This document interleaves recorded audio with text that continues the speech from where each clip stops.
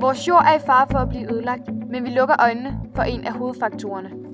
51% af alle drivhusgasser er udledt af dyreopdræt. Til at lave 1 kilo oksekød bruges der 15.500 liter vand, og der udledes det, der svarer til 19,4 kilo CO2. Kødforbrug er en meget stor faktor i den globale opvarmning. Vi er nødt til at mindske vores kødforbrug for at skåne miljøet.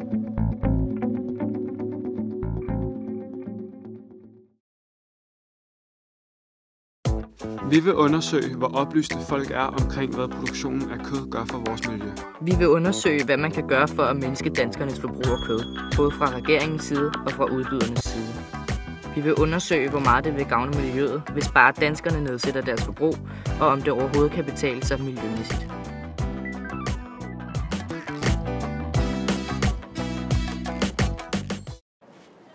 Vi er taget på Christiansborg for at snakke med Helene Hall, som er rådgiver for Christian Poll, miljøordfører for Alternativet. Jeg tror, at det kommer bag på mange, når de faktisk hører tallene.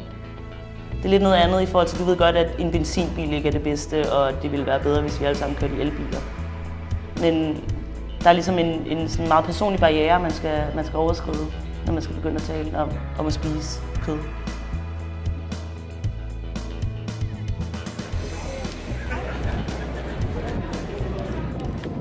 Ved du, hvad der er den mest forurenende kilde i hele verden?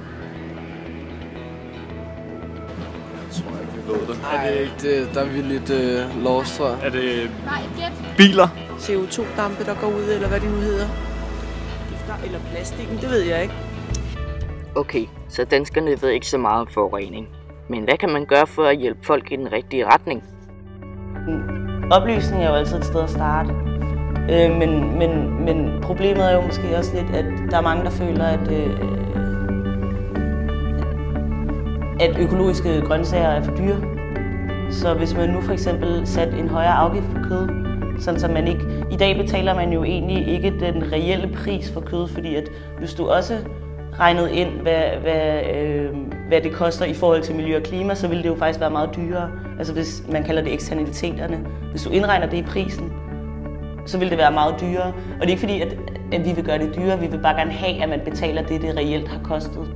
Sådan så man også regner forureningen med. Og så kunne man jo så i samme omgang sænke prisen på noget af det, vi gerne vil have, man spiser mere af. Så oplysning er én ting, men politikerne skal jo også gøre det nemmere for folk at leve på den måde, der er miljømæssigt bæredygtig, synes vi.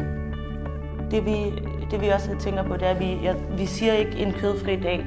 Vi siger en spis grøn dag, fordi at det skal ikke føles som om, at man tager noget fra folk, men der er måske også mange, der ikke kender til særlig mange sjove vegetaropskrifter. Så det er også det der med at sige, at det ikke er nødvendigvis et afsavn, men faktisk får du noget ud af at spise grønt, ikke? Så at give danskerne idéer til at lave grøntsagsretter vil virke? Jeg tror, jeg har en idé. Hej og velkommen tilbage til Leas Veggie-køkken. I dag vil jeg vise, hvor let og hurtigt man kan lave en veggie-ret. Vi skal lave nudler med peanuts og chilisauce. Vi starter med at koge nudlerne.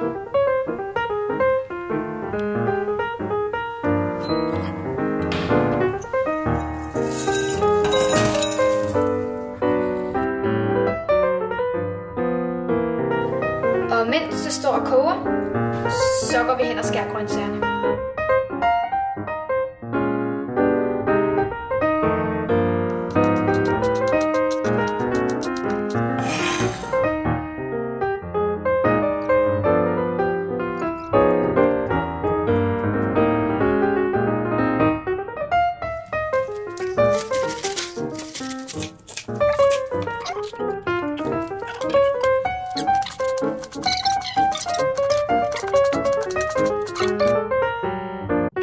Nu er nudlerne færdige, og så skal vandet koges fra.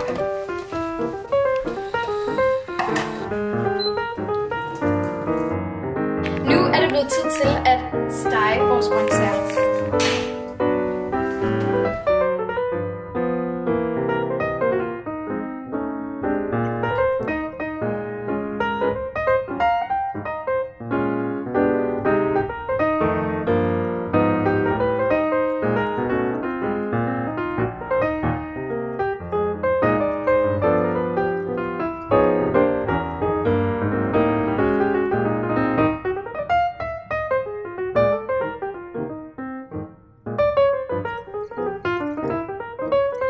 Nudlerne steger vi sammen med grøntsagerne.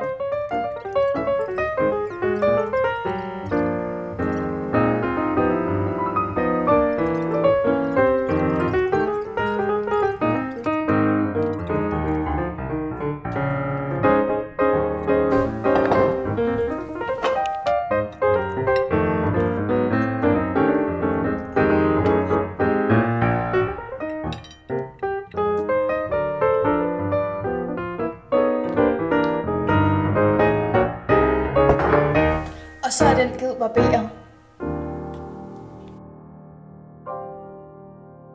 En ting er, hvordan man kan ændre danskernes forbrug, men hvor meget skal der til?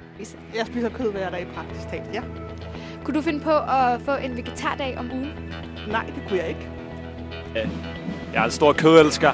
Jeg synes, det er sådan lidt... En dag om ugen gør det ikke en stor forskel, synes jeg. Jeg går ikke så meget på kødfri dage, så det vil blive et nej for mig i hvert fald. Men ideen er fin. Det vil sikkert også blive nej for mig. Jeg kan også godt lide kød. Ja, det er det. Måske kunne man så gå på kompromis og spise kød som et tilbehør og ikke en hovedret. Danskere er nærmest det mest kødspisende folk i verden. I hvert fald i top. Måske USA, jeg kan ikke huske det. Men vi er i hvert fald virkelig, vi ligger meget, meget højt, ikke? Så vi kunne godt reducere en smule, uden at lide stor afsavn, tror jeg. Vi gad godt, at i dag har vi jo nogle kæmpe store dyrebrug. Og vi gad måske godt, at man havde lidt mindre økologiske brug, som hvor man dyrkede flere grøntsager. Så vi ikke havde sådan en kæmpe stor kødproduktion. Fordi det er så belastende for klimaet. Du skal have tak, fordi at, du kan svare på vores spørgsmål. Velkommen. Ja. Jeg har faktisk nogle sjove tal, som jeg lige har fundet. Når det der med, hvor mange der ville være tilbøjelige til at få en vegetardag om ugen. Og så spurgte jeg bare nede i vores landssekretariat, som sidder med alle vores medlemmer. Og så har de bare spurgt folk der, hvordan de har det med at spise kød.